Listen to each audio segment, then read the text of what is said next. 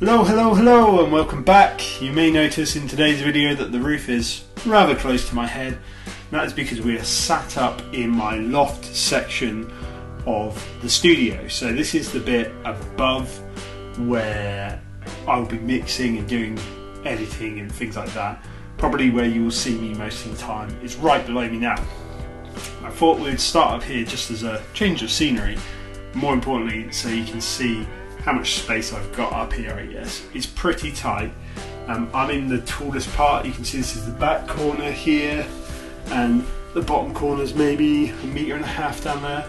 It's not a massive space up here. The main idea of this little area is going to be storage, so it's just going to store things. I'm also going to have my electricity up here for lighting, so I don't have to trail light cables down, which will be really great. But storage is the key thing. And everyone knows if you've got a small space, you've got to have well organised storage. If you don't organise your storage, chances are it's going to be a messy space and it's going to seem smaller than it is. That is definitely the case for my current room, which is the other side of this wall, which is a tiny little room that gets far too messy. So I'm going to try and keep this one really tidy. Now today's video is going to be something a little bit different, something that I've been looking at and trying to find answers for on YouTube and the internet, and I haven't seen much of it. I'm probably looking for the wrong thing, the wrong name, I don't know, but what I would call it is where you have the bricks painted and you have the joints white. You can see now that I have tested this already. I've just gone over with a roller on the grey over my already white brickwork, and I'm just giving it a go, and that's right next to me here. I did it in the loft so that if I didn't like it and I painted over it and you could still see it, you wouldn't, because it's up in the loft. But I do like it and I am going to use it. So I am going to do this, and I think it looks really great, really unique. There's a couple issues with it, which we'll go through in a minute, and it might mean it takes a bit longer, but I'm not that worried about it. I don't think it's going to take me forever to fix. And hopefully it's only going to happen up here and I won't have to worry about it too much down there.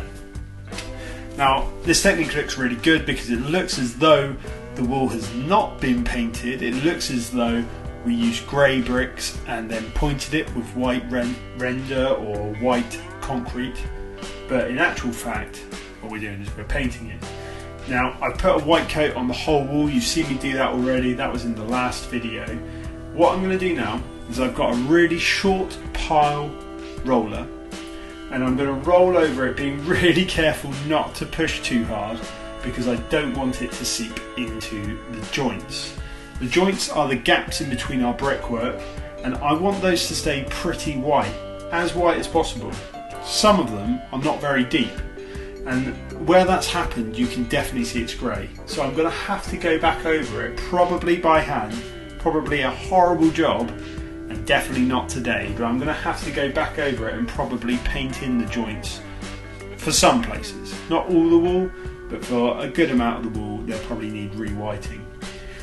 You might have also noticed in that footage that the bricks are not perfectly grey. They're not grey all the way through. Wherever there's indents or drops, that is white.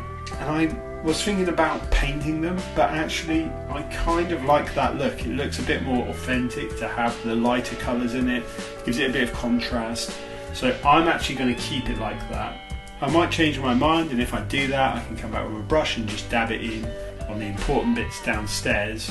I'll probably leave up here the same, but I can do that downstairs. And I've also got one more thought, which I might try again up here, definitely not downstairs. But I might paint a few of the bricks the teal colour that I've got the back wall downstairs, to try and tie it into this side a bit more. I'm not going to do that straight away.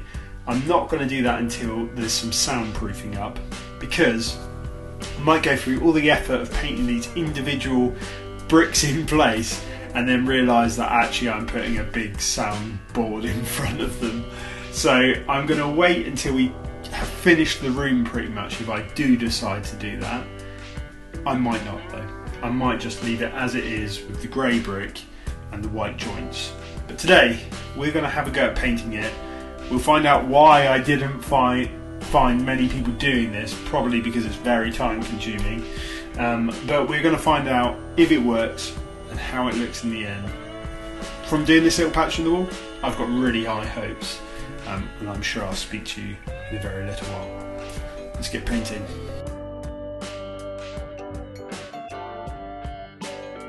So we're about halfway there now. We've done all this side of the wall, and you can see it's coming out alright. I'm not going to lie here, I'm actually using a technique that I learned when I painted Warhammer models when I was really young, called dry brushing.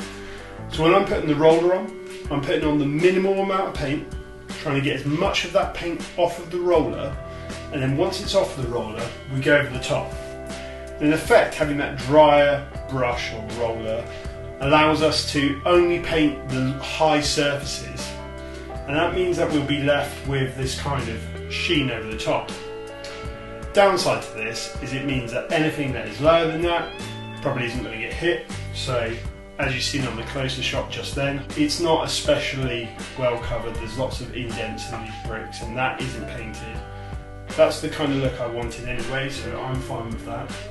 There's a couple of the joints they've gotten where they are a little bit raised and they're touching the face of the brick, which is a bit of a pain. It means I'm going to have to go and repaint them. And as you just saw, I had to paint the side with a brush, which I guess is pretty normal in reality. A lot of the time you're going to be cutting in with a brush anyway, and it wasn't a massive amount of work. I've also got to do the roof line because my roller can't reach up there, and I'm trying to do the same method, dipping the brush in, wiping off the excess, and then going up and doing it. So trying to not have too much on our brush as we're painting. And it's actually meaning that there isn't a huge amount of the joints getting hit. But it's also fairly light on the brick. Because we're using this dry brush method, it means that it's a very fine coating, so I might have to do this 1 or 2 times before it gets to a point where it's truly kind of set in and looks grey like the other wall. But so far, so good. Let's carry on.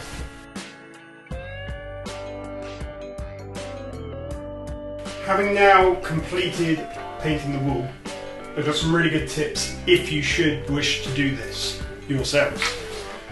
Dry brushing thing works really well. I just had to go back with a brush and top some of it up where the brick was a bit low. Other than that, it's worked really well. It's come out pretty decent. I think I can only see 6 or 7 joints where it's actually hit the joint and made the joint white, grey rather than white. It shouldn't take too much to clean this up and make it look a bit neater. Number 1 big tip, like I said at the beginning, really fine bristles on your roller, not a big fluffy one or one with really like shag piling. You want a really low pile roller. And also I found rolling diagonally rather than vertically or horizontally, diagonal rolling across the wall made a massive difference in not hitting those joints, and ultimately it's going to mean I'm going to have to spend way less time cleaning this up. So that's it. We've got the wall painted, we've got all the walls painted, the roof's painted, it's all cut in. Next time we're going to be getting the flooring down, getting that so we're almost finished, running the skirting board after that, and then we're going to work on this acoustic panel, including that strip that I talked about before. I've got a bit of a plan for that now, so we know what we're doing. So I hope this was helpful if you thought about doing this kind of brick pattern on your wall, or you're just looking for something different. I know I couldn't find anything about this before, and I know I've learned quite a bit doing just this once, so hopefully I can pass that on to you guys, and you know what you're doing when you come to do this effect. Give us a like below if you're going to try it yourself, or maybe drop us a comment and show us what you've done with it. Until next time, I'll see you later. Bye.